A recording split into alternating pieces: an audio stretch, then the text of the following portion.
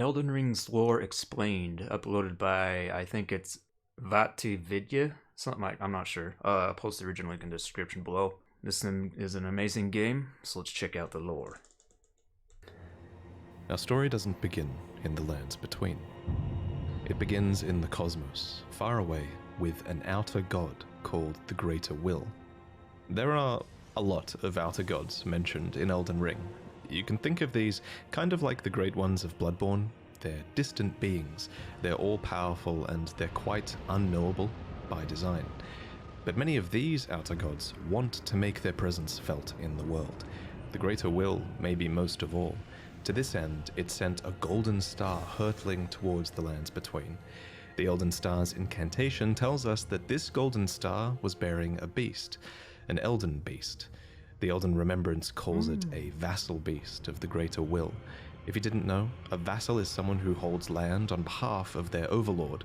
Obviously, this is fitting in this case, because the Elden Beast occupied the lands between on behalf of the Greater Will, and was a living incarnation of the concept of order. As such, this beast would later become the Elden Ring. The Elden Ring itself is made up of runes of power, some great, some small, that together represent a sort of logic for the world to follow. Thus, the Elden Ring represents order. The true nature of this order is a subject of constant debate and research undergone by fundamentalists. But two of the key fundamentals are the laws of causality and regression. You can think of the law of causality as cause and effect, where actions have consequences, and those consequences are new causes that branch out into infinity. These are the relationships between things. Then there's the law of regression that states that all things eternally yearn to converge and return to their roots. Fittingly, then, the Elden Ring is housed within the Erd Tree, which towers over the lands between. But it's very important to stress that life in the lands between did not begin with the Erd Tree, the Elden Ring, or the Elden Beast. No, the lands between were occupied well before the Greater Will came. So there who's were the other Tarnished? beings here. There were other factions here. I'm sure he'll explain There were it. other gods here. And there was even another great tree here before the Erd Tree. And this is where a huge twist regarding the Erd Tree comes in. So Next game's there gonna are be pretty cool. incantations in the game called aspects of the Crucible. According to their descriptions, these are manifestations of the Erd Tree's primal vital energies. And I quote, "They are an aspect of the primordial crucible where all life was once blended together." But how could all life be blended together in the Erd Tree if the Erd Tree appeared after life existed? Well, there can only be one answer, right? That the Erd Tree is a parasite, and it took over a tree that existed here before. This ancient tree was called the Great Tree. So the Great Tree was almost certainly the location of this primordial crucible, and it must have been a very powerful primordial force for the Greater Will to have commandeered. It might even be the reason the lands between is important to the Greater Will in the first place. It also explains why spells and enemies related to the Great Tree's crucible would eventually be looked down upon. For example, the Knot Talisman is fashioned from a knotted vestige of the Crucible, and it was considered a signifier of the divine in ancient times, but is now increasingly disdained as an impurity as civilization has advanced. Enemies related to the Crucible are the Omen, the Misbegotten, and the Crucible Knights, and all three of them would be shunned, enslaved, or imprisoned. Those who speak for the Erd Tree don't want you to know its roots, so to speak. According to the spell Protection of the Erd Tree, in the beginning everything was in opposition to the Erd Tree, but through countless victories in war, it became the embodiment of order. In Marika's own words, Kill that parasite. the Erd Tree governs all. The choice is thine. Become one with the order, or divest thyself of it, to wallow at the fringes, a powerless upstart. But the Greater Will needed more than a big tree. It needed loyal agents in the lands between. To this end, it has the Two Fingers, who are its envoys. The Two Fingers heirloom has a weird picture of them, but it reads, "Of course, fingers cannot speak, yet these are eloquent. Persistently they wriggle, spelling out mysteries in the air. Thus did we gain the words of our faith. It's like These sign language. words are interpreted by the finger readers. These are the undying old crones that you would have found throughout the lands between. They pass down the wisdom of the two fingers, or at least they used to. Your fingers, please, your fingers. I can read them.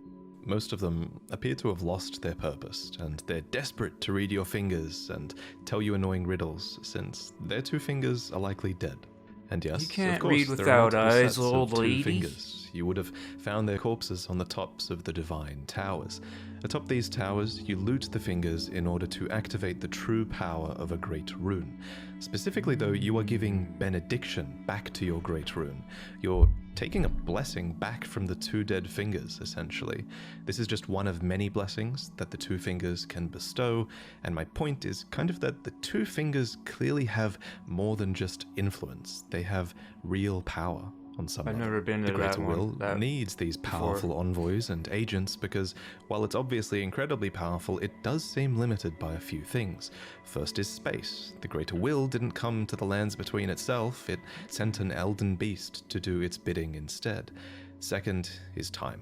There is a That moment sword. later in the game where your pair of two fingers go still because they're forced to commune with the Greater Will for guidance. When they are finished, up. the fingers will cool. again offer their guidance. But thousands, if not tens of thousands, of moons must first pass. No matter for me. But you, how will you ever manage to wait? So the Greater Will needs a physical manifestation of order. It needs envoys to convey its will, but what it Tarnished. also needs is a god. Introducing Marika the Eternal. Oh, I have this Marika. utterly enormous mind map of Elden Ring's lore, and Whoa. there's a reason she's That at the looks center. like a- She's essentially the equivalent of Gwyn from Dark Souls, except unlike Gwyn, Investigation Marika board didn't and just crawl out of cops the dark and find power. To an extent, it seems like she earned it. We don't know much about her origins, except that she is of the Numen race, which is actually an origin that you can choose in the character selection screen. Numen come from outside the lands between, and are supposed descendants of denizens of another world. I want her Lived, sword. but seldom born. That At some red point, sword. Marika was chosen as an Empyrean. What is an Empyrean? Well, an Empyrean is a being chosen by the fingers as a candidate for godhood. As an Empyrean, Marika received the aid of a shadow to do her bidding. So what is a shadow?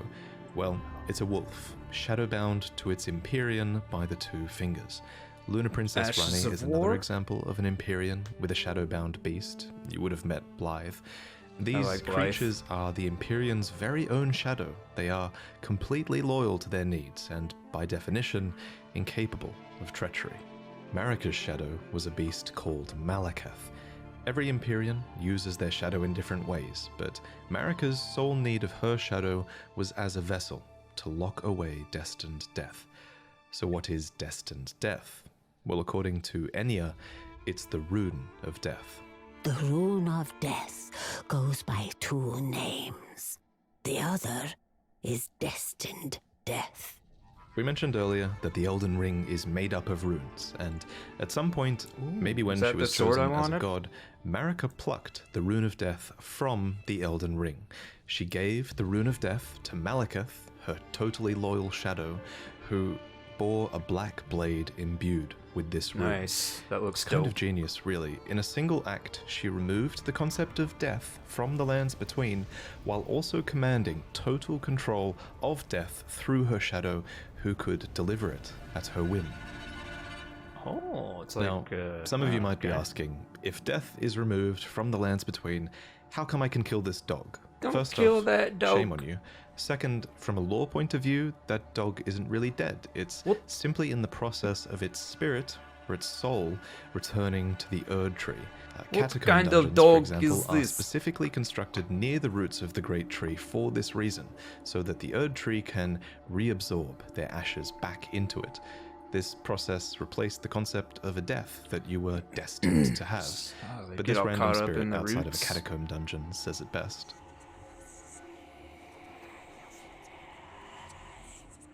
As another example of this theory, when you kill a major boss, you receive a remembrance of them. These are spirits, and they are hewn into the Erd Tree. In this way, thanks to the Erd Tree's grace, their spirits are immortalized, in a sense. This new form of death also explains what's happening when you summon spirits. From ash and return to the Erd Tree. However, some spirits never return to the Erd Tree, and they rise within death as corpses or skeletons instead. Reminds me of Skyrim, going down and hitting all those skeletons. So this was the new order, and it's important to stress that it was in this moment, when the rune of death was removed, when destined death was taken, this is when order became the Golden Order. The I've been to that place shadow like once. plucked from the Golden Order upon its creation. Specifically, this was Marika's Golden Order. So not Marika. only did she become a god and a vessel for the Elden Ring, she became renowned as Marika the Eternal for her removal of destined death. It was a Marika. huge part of her Fuck character and yeah. her reign as well. However, Marika had more than just death to conquer. She had wars to fight, as the world was occupied by many forces that could threaten her Golden Order. There was war with the Stormlord, who likely ruled over Stormvale, and there was a war with the Giants, who were masters of a flame that could burn the Erd Tree. There was war with the ancient dragons, who incidentally had stones that could twist time and thus slay a god. And finally, there was war brewing with the Carrion royalty, who had previously obeyed laws which contravened the Golden Order. Thus, sort of similar to how the Greater Will Whoa, needed that's an cool. Empyrean to enforce its will, Marika herself needed someone to What? wage war. So, there was to be a husband, a consort, an Elden Lord. The man chosen was Horalu, a ferocious warrior who Who's became that known guy? as the Lord of the Battlefield. His crown was warranted with strength, and while it was for this strength that Marika married him, he was also required to take a vow to conduct himself as a lord. To suppress the ceaseless lust for battle that raged within, Horalu took the beast regent Sarosh Whoa, upon okay. his back. You'll notice this is another example of a beast being given for the purpose of serving order. Thus, in this moment, he went from being Horalu, warrior, to Godfrey, the first Elden Lord, consort to shit. Queen Marika, and a certified demigod.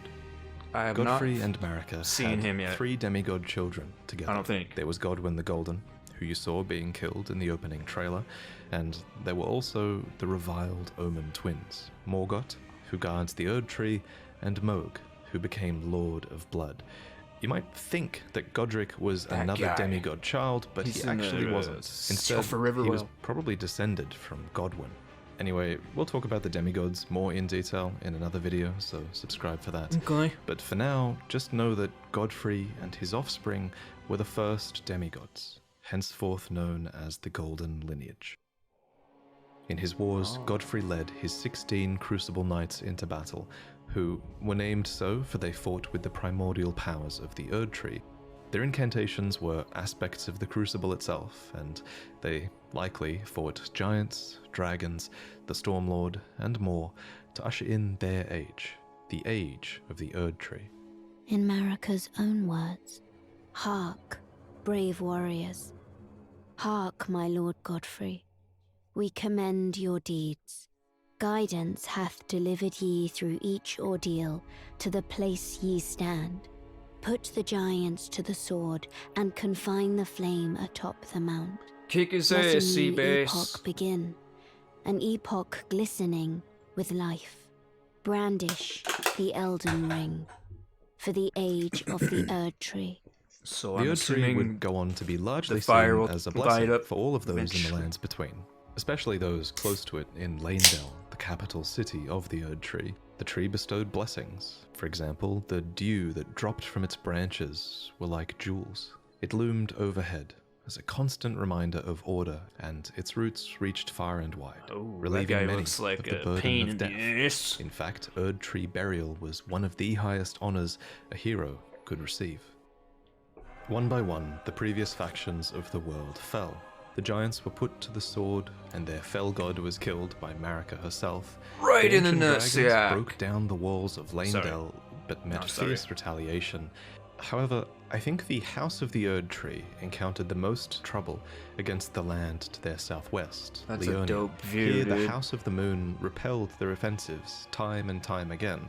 And I mean that literally, because there was not just one, but 2 wars fought here. And in both of these, there was no victory for the Golden, nor for the Moon. And I suspect it was probably because of these lobsters. These damn things can snipe you from like a mile away. Yeah. And it's bullshit. Actually, it was probably because of the Carrion Knights, who, according to their Oh, he weapons, threw were some able humor to wield in. sorcerous battle skills, and despite numbering fewer than 20, this power made them a match for even the champions of gold in battle. The almighty These lobster. enchanted knights were anointed by the Lunar Queen, a young astrologer who went on to establish the House of Caria as royalty in this land. With her bewitching lunar magic, she won over the Academy of Raya Lucaria, where glintstone sorcery was studied, and united the Carian royal family and the learned scholars of Raya Lucaria defended Burger their King home dudes. from the golden aggressors. At the Headbutt. head of this great golden army was Radagon. Lord Radagon was a great champion, possessed of flowing red locks. He came to these lands at the head of a great golden host. When he met Lady Renala in battle, These 2 champions clashed, fell in love, and joined their houses. Radagon once cleansed himself with celestial dew, repented his territorial aggressions, and swore his love to Renala. The Order of the Erd Tree and the fate of the Moon were conjoined, and all the wounds of war forgiven. You might think it's strange that the Greater Will would permit this union, but it's not too odd, all things considered. As with most From Software games, sorcery and faith are just 2 sides of the same coin, and both of these powers stem from the cosmos. Radagon and Renala were known to have 3 children together. Lunar Princess Rani, who inherited her mother's propensity for lunar magic, Radan, who took after his father Radagon Really? and would go on to master gravitational magic, and They're Rykard, brother and sisters? who pioneered new hex sorceries and would go on to feed himself to a great serpent. It follows that at some point after this, Marika began to harbor doubts. Doubts about the Golden Order, that she had had a hand in creating. In Marika's own words, I declare mine intent to search the depths of the Golden Order through understanding of the proper way. Our faith, our grace is increased. Those blissful early days of blind belief are long past. My comrades, why must ye falter? And it's at this point that we should talk about Marika's motivations, her character. This is surely going to be one of those huge points of debate in the coming years, but for now, my working theory is that she wanted to discover the truth behind order and the truth behind the greater will, and she believed that bonds had to be broken so that they could be better understood. She believed that there was great meaning to be found in hardship. Queen Marika has high hopes for us, that we continue to struggle unto eternity. For Lord Godfrey, his struggle ended at the end of his campaigns.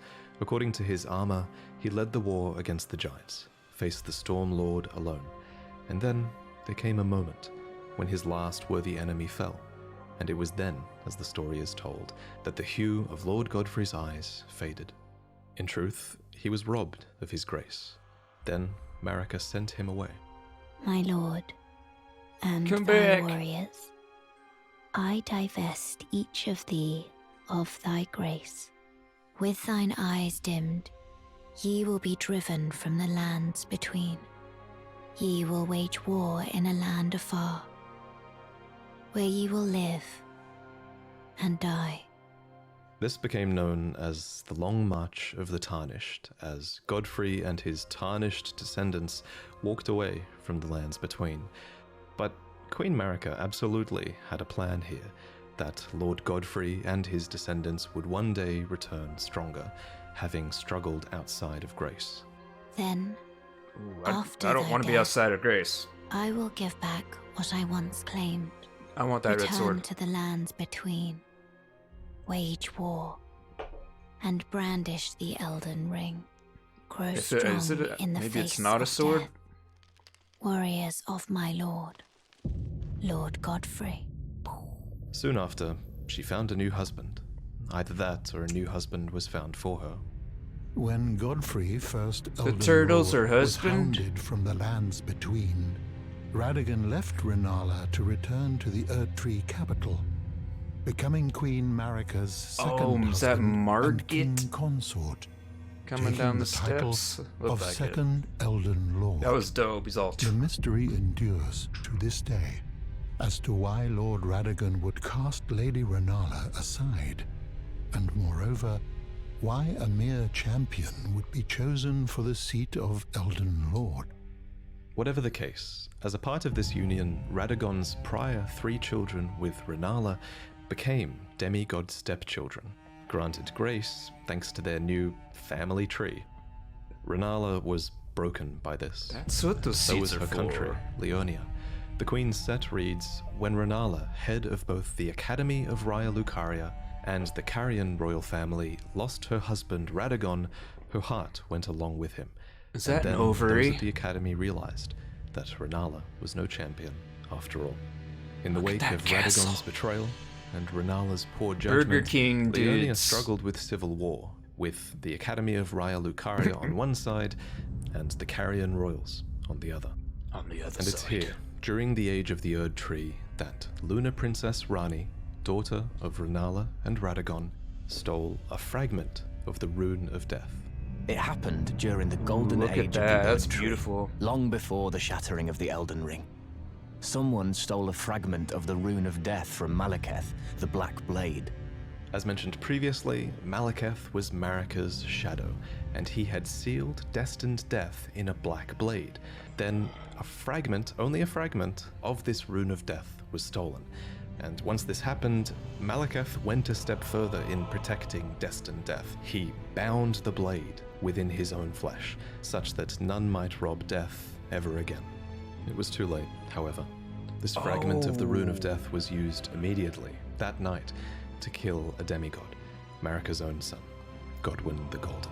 That was the first recorded death of a demigod in all history, and it became the catalyst. Soon, the Elden Ring was smashed, and thus sprang forth the war known as the Shattering.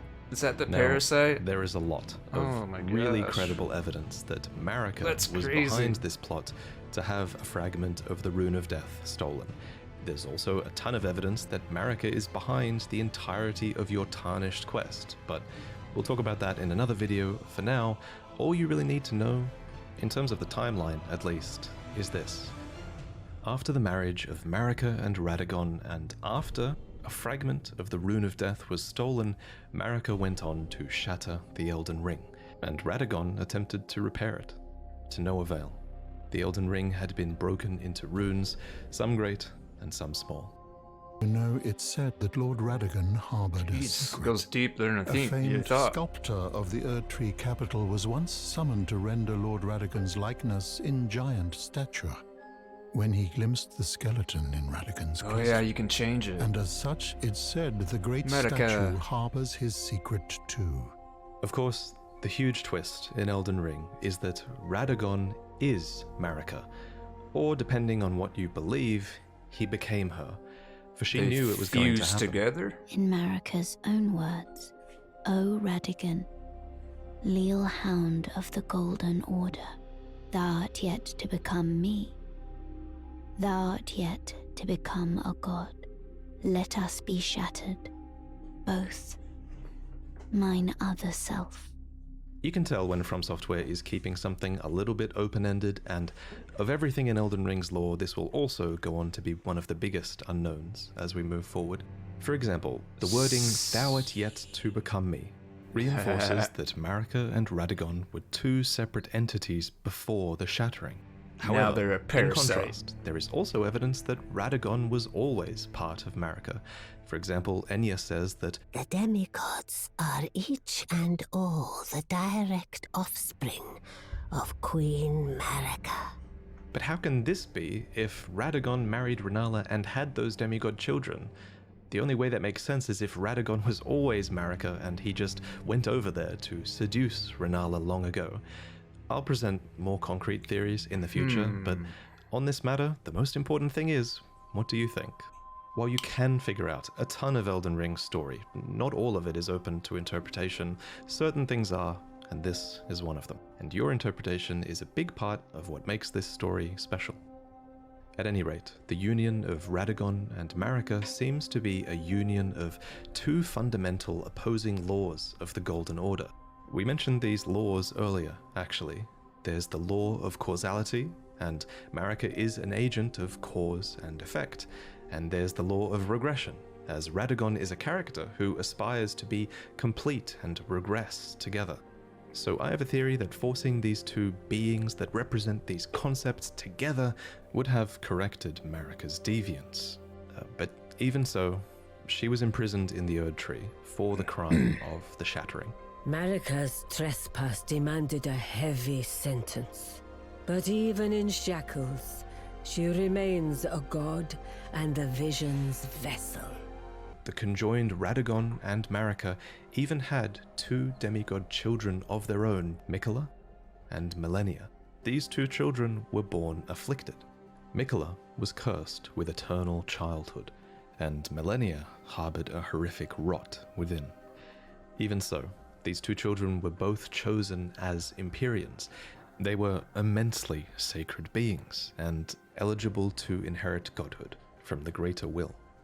Perhaps the Greater Will was just desperate to find a worthy successor, and indeed in the Shattering War to come, many would try to claim the shards of the Elden Ring, and they would try to take the throne, including, of course, the Tarnished, who returned from their long march at long last, which we'll talk about in the next main lore video. I should probably also mention here that if you become a patron, you'll see upcoming lore videos early, as that's one of the rewards you get if you pledge to the $3 tier. And if you think my channel really adds a lot of value to the Souls games for you to the point where you pledge $20, then in this new tier you'll receive a new mug every 3 months that has a unique design on it to do with the games by From Software. There are 4 to collect. The first one you'll get is inspired by Dark Souls, then Elden Ring, then Sekiro, and finally Bloodborne. And they all have fantastic art that I worked on with an amazing artist named Chu. But anyway, I figured this is the right place to end this video because the information here is going to be overwhelming. I bet it probably was too overwhelming, you know? It took me ages to commit these names and the relationships they had with other characters to memory, so I hope you guys are doing alright. One thing that helped me a lot was that we designed an enormous mind map with pretty much all of Elden Ring's lore, all of its item descriptions, all of its dialogues, all of the relationships between characters that we can think of. We added all of this together and it helped a ton in learning about the story and visualizing it all. And one day I will make this asset available to you all because I think after doing it, I think this is the quintessential way to piece together the story, and I think giving you guys this asset eventually will make that accessible for people, so I'm really excited about that. I want to thank Absa and Zard for accepting the paid task of helping me put all the raw data into this mind map so that I could better understand everything. I want to thank Paragod for fulfilling all of my footage requests and creating so many cinematic scenes for this video and for you all to enjoy. Very good editing. I want to thank John Devlin for the incredible thumbnail. And of course, thank you for watching. There are some really exciting things ahead, and I actually believe this might be the best story that From Software have ever put together. I just think not only are there so many amazing item descriptions, but so many of them are impactful. There are so many moments where you piece together the story and have like a eureka moment, and I'm enjoying it so much. But now I'm gonna go and play the game a little bit because I've been editing this video for too long. So good editing. See you next time. I want to play it now too. Peace out. First of all, wow, that was a lot to take in, and you know, I don't know where to begin other than the part where he said, this is just obviously theory because I don't know shit about shit, but he said that the tree ended up being, the Erd tree was a parasite. So I'm like, alright, so if everything's, all the people or they're getting all tangled up in the roots, I think, didn't he say Marika got tangled up in the roots, I think?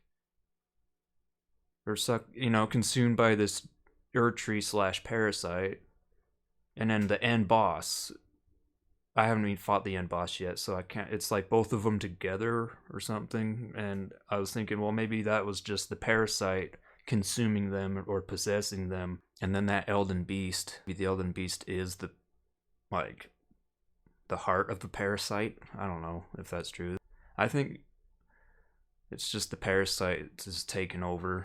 Maybe after the Elden Ring was destroyed, the parasite consumed the pieces. I don't know. It's just a lot to take in. I'd have to watch that video again and just learn more about it. So I don't know. It was awesome though. It was uploaded by, I don't know how to say it, Vati Vidya, something like that. But I'm gonna check out his channel. He's got some good. I was gonna say he's got some good Erdtree videos, but he's got some good Elden Ring videos. Thanks for watching. If you did, peace out.